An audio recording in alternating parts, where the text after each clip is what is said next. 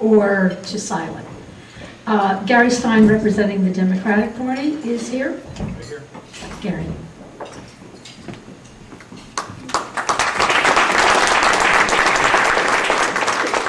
Thank you. Thanks for having me. We don't get a lot of opportunities if we're not. I say, I'm sorry. Thanks for having me. I haven't had a lot of opportunities to speak to groups like this. My name is Gary Stein, Democrat. Sometimes provocateur, I guess you could say. If you go to my website, you'll see there's two teacups, and I'm the Democrat. So I do come from the ranks of the people who are just mad as heck and not going to take it anymore. And let me give you a little background about myself. I'll read from this outline. Let's see how well I can stick to this. In my mid-20s, I was a Democrat. And around 1976, when Jimmy Carter was running for president, I was very enamored with Mo Udall and Birch Bayh. But Ronald Reagan came onto the scene that year. He didn't win that year. He ran against the incumbent, and that began to switch to my conservative. That's when I really got interested in the Conservative Party. And I stayed Republican up till, I don't know if you know this, up till March of this year. And I ran as an independent in 2008. So very difficult to run for an office as an independent.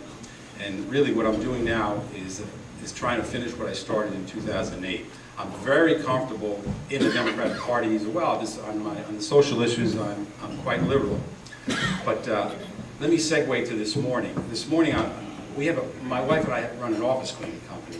As I'm leaving the one account this morning, I had the radio on, and on one of the talk shows, a talk show that I will be on, as a matter of fact, next week, he has a guest for the full hour. I don't get a chance to listen to very much of it. I'm running home to come to this event, and it's a candidate running for local office in Brigantine, and he's running as an independent. And I'm just falling in love with this guy, listening to him talk. And the guest host asked him about why you're running as an independent.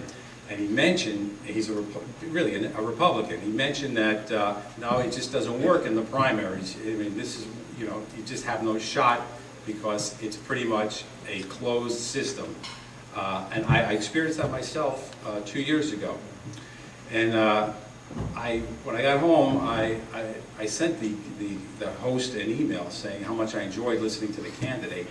And as a matter of fact, having done this twice now, I had a suggestion for the primaries that might have helped this individual, might have changed things around a lot in this general election. And that was for the incumbent not even to bother with the primary, just sit it out. They win all the time. And create like a round robin, or like with the basketball, let the 2 or 3, 4 top candidates fight it out in a primary, generate some interest, have the debates, because the incumbent can't avoid not debating. If he's not a candidate, he's going to be on the ballot in November. And I mean, you have this situation down in Delaware, speaking of the Tea Party, and Republicans are very upset that this Mike Castle got eliminated by this Christine O'Donnell. Using my system, you might not even have that situation now. Mike Castle would be a candidate. He was the incumbent, and you'd have perhaps. And I talk about having the top 2 or 3 people, face off against the incumbent in the fall. You wouldn't have had this situation in New York State where you had 8 people up on the stage the other day either. You took the 2 to 3 or 4 top people that won in the primary, and then I don't know that the incumbent come this time of year could avoid a debate given the publicity that those candidates, those top 2 or 3 candidates had won. Hey, listen, I'm going to cut to, let me give you a quick thing that I had written for a paper tomorrow. It concerns business. Are you in favor of letting expire the tax cuts enacted under George Bush between 2001, 2003, expire, blah, blah, you know what I'm talking about. Here's my quick answer, and this just gives you an idea where I stand on business.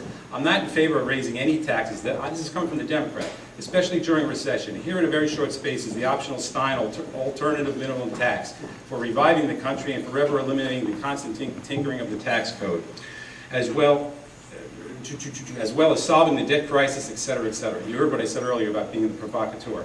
Impose a regressive national sales, oh boy, I'm sorry.